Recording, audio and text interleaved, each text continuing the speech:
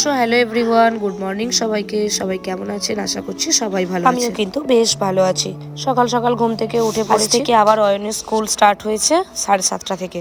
তার জন্য আমাকে যেহেতু কয়েকদিন থেকে 8টা থেকে স্কুল হচ্ছিল, তাই আমি যাচ্ছিলাম না। আজ থেকে কিন্তু আবারও সেই একই টাইমে স্কুল স্টার্ট, তার জন্য আমাকে দিতে হবে। তো দেখতেই পাচ্ছ আমি অলরেডি রেডি হয়ে গেছি, এখনো চুলটা আঁচড়ানো হয়নি। তো চাটা আগে এটা না দিয়ে দিতে পারলে আমার কিন্তু ওই দিকের কাজগুলো আমি আর শেষ করে উঠতে পারবো না, দেরি হয়ে যাবে স্কুলের। সকালবেলা অয়নের স্কুল থাকলে কি হয়, আমার প্রচন্ড তাড়াহুড়ো লাগে আর প্রচন্ড দেরি হয়ে যায়। আমি কোনো কাজই যেন মনে হয় সামলিয়ে উঠতে পারি না। কিন্তু আরো অনেক কাজ আছে, তোমরা সবাই জানো, যেহেতু আমি একটা কাজ করি। তো যাই হোক, এদিকে অয়নকে রেডি করে দিয়েছি। দেখো এখন আমি চাটা ওকে দিয়ে দেবো। ব্রাশ করছে এদিকে, আর ব্রাশটা করতে করতে আমিও এদিকে ভাবলাম যে আমার হাতের কাজগুলো, সত্যি কথা বলতে এইসব কাজের মধ্যেখানে যদি আমি আমার কাজগুলো কমপ্লিট না করি না, তাহলে কিন্তু আমারও অনেক দেরি হয়ে যায়। আসলে একা একা সব কাজ সামলাতে হয়, তো তাই অনেকটা দেরি হয়ে গেলে না নিজেরও কেমন একটা অস্বস্তি ফিল হয়। শাশুড়ি মা আছেন, কিছু কাজ অনেকটা হেল্পিং হ্যান্ড হিসেবে কাজ করেন, হাতে হাতে সাহায্য করেন। আমার অনেকটা কাজ এগিয়ে যায়। বাড়িতে যদি কোনো মানুষ থাকে না, তাহলে কিন্তু সত্যি অনেকটা পরিমাণ হেল্প হয় গো। আর একা একা থাকলে কিন্তু সেই সমস্ত কাজ যেহেতু একাকে করতে হয়, তখন কিন্তু নিজের মানে কি বলবো, কাজ যেন গুছিয়েই শেষ করতে পারি না। তবে কিন্তু আমার শাশুড়ি মা আমার অনেক কাজে হেল্প করেন।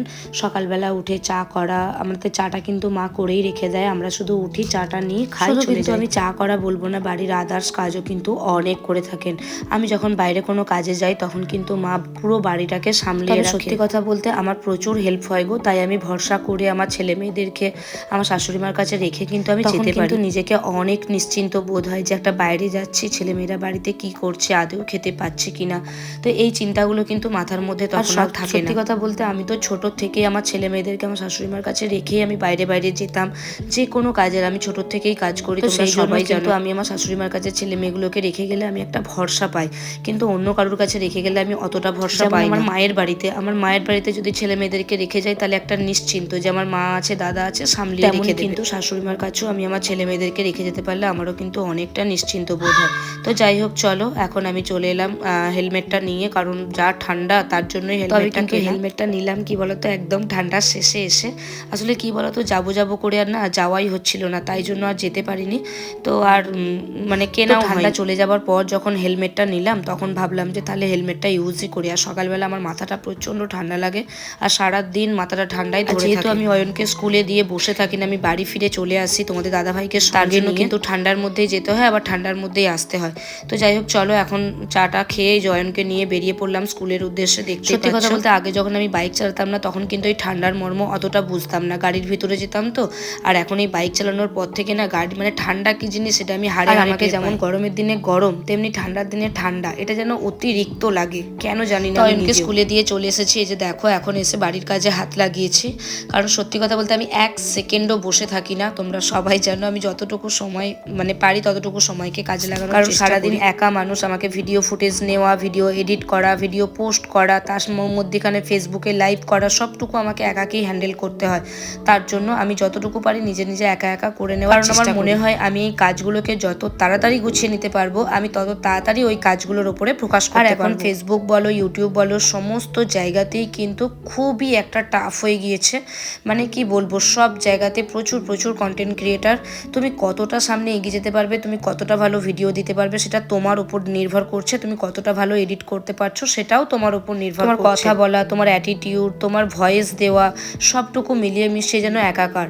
তো এইটুকু যদি ভালো না হয়, তাহলে কিন্তু মানুষজন তোমাকে ভালোভাবে তবে আমার একার পক্ষে আমি যতটুকু যা শিখেছি ফেসবুক ইউটিউবের ভিডিও দেখে দেখে, তো যতটুকু পারি তোমাদেরকে বেস্ট কোয়ালিটি দেওয়ার একটা চেষ্টা করি। তো পসিবল হয় না, তবে যতটা পারি ততটা ভিডিওর মধ্যে আনার চেষ্টা করি। আর এই যে এসেই দেখো ঝাটপাট দিয়ে ঘর দুয়ার মুছে এখন হাঁড়িটাকে বের করে দিলাম, কারণ আজকে হচ্ছে আমাদের শিব ঠাকুর, মানে আমাদের বলতে আমাদের বারোয়ারি থেকে গ্রামের যে শিব ঠাকুর আছে, সেই শিব ঠাকুর। তার জন্য প্রত্যেকটা বাড়িতে আজকে ঢেরা দেওয়া হয়েছে নিরামিষ, তো তাই জন্য সবকিছু পরিষ্কার করতে হচ্ছে। তো হাঁড়িটাকেও একটুখানি ধুয়ে নেব। আর সবকিছু মানে আজকে নিরামিষ করব, তো পেঁয়াজ রসুনের কিছুই হবে না। ভাবলাম ছেলেমেয়েরা তো অন্য কিছু খেতে চাইবে না, ওরা ডিম মাছ ছাড়া ভাত খেতেই চায় না। তো তার জন্য ভাবলাম আজকে একটু পোস্ত বানিয়ে দিই। তবে ওরা ফুলকপি আলুর পোস্তটা করে দিলে খুব সুন্দর খায়। ডাল, ফুলকপি আলুর পোস্ত আর বেগুন ভাজা করব। তার জন্য এখন আলুটা ছাড়াতে বসে পড়েছি। এই যে দেখো, চলো ঝটপট ছাড়িয়ে নেবো, রান্না বান্না করব, তারপর অয়নকে স্কুল থেকে আনতে যাব। যেহেতু বিগত কয়েকদিন লাইভটা বন্ধ রেখেছি, তো তার জন্য সকালের দিকে রান্না বান্নাটা করে নিচ্ছি। নাহলে তো আমি বেলার দিকে রান্না করি, তোমাদেরকে সবাইকে দেখিয়েছি। সকালে লাইভটা যেহেতু করছি না, তার জন্য সকালে রান্না বান্নাটা করে নিচ্ছি, তারপর তারপর বিকেলের দিকে মানে দুপুরের দিকে লাইভটা করছি। আর যা ঠান্ডার মধ্যে ঘরে থাকতে না একদম ভালো লাগে না। তো তারপরে এদিকে দেখো আমি রান্না অলমোস্ট কমপ্লিট করে দিয়েছি। আর কমপ্লিট করে একদম গ্যাস ট্যাস সব মুছে নিচের দিকে ডালটাও বসিয়ে দিয়েছি। তো ডালটা এখন হয়নি, তো তারই মধ্যেখানে আমার একটা ফোন এসেছিল, ফোনটাও আমি ধরে নিলাম, কারণ কাজ করতে করতেই আমাকে এইভাবেই কাজ করতে হয়, ফোনে কথা বলতে বলতেই কাজ করতে হয়, নাহলে তো সারাদিনের সময় পাবো না। আর যেহেতু শুধু ডালটা হবে তো তার জন্যই ভাবলাম যে গ্যাসটা মুছেই দিই, কারণ আর সময় পাবো না হাতে, ওর জন্যই।